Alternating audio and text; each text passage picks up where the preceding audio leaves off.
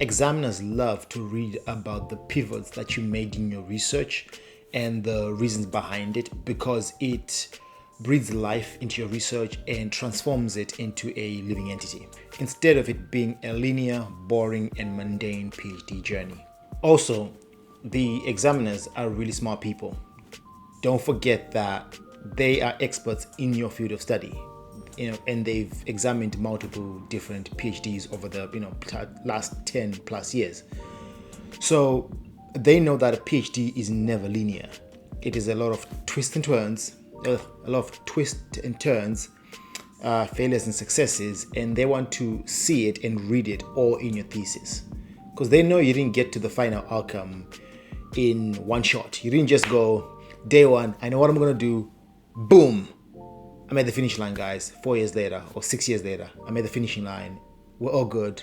I'm amazing, etc. They know that's just nonsense. They know at one point what was originally your research idea probably changed, morphed, transformed, pivoted a few times, and then there's reasons behind it. Maybe that are based on evidence you collected along the way, and so they want to read all of that in your thesis.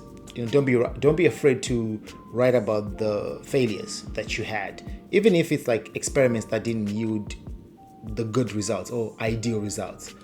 Even if they were horrendous, record them, show them in your thesis. It's very important.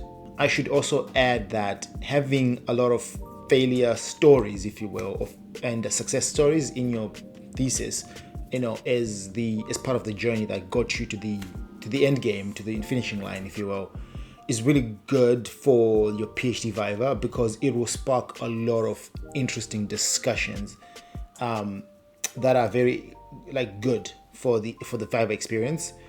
And believe me, I know, because I was initially hesitant about writing failed experiments and pathways I went down that weren't ideal and didn't help me at all, were almost damn near a waste of time. But I did put them in my thesis, and it was worth it, because even the examiners said, we really like the fact that you added these tangents you went on, because they asked me about the tangents initially. I should say they asked me about the tangents, why I went down those tangents, because it's in the thesis they're going to ask. And I explained why, some of it was just experimental based on a few papers I'd read, some and all those things. As long as you justify why you went down tangent and there's evidence behind it that you can use, i.e. I read a few papers around this little pathway, so I took it because I was interested to see how my research would pan out.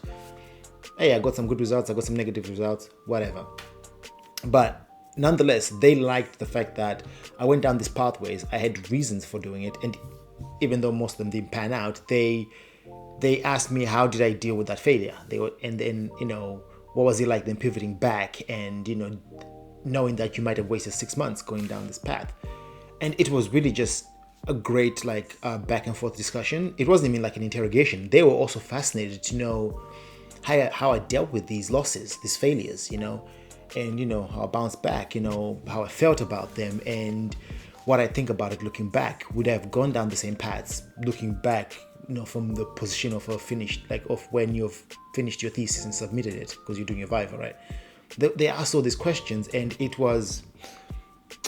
I found it very intriguing, man. I enjoyed it. It actually made my Viva very, very good, and it wasn't an interrogation, because I thought it was going to be an interrogation through and through, and it turned out to just be a great discussion, because there were so many points that we discussed, and they even provided pointers of how those pathways I went down, the tangents that didn't work out, how I might have been able to improve upon them. Or did you think about this? Did you think about that? Perhaps if you had maybe merged this strategy with this, you never know.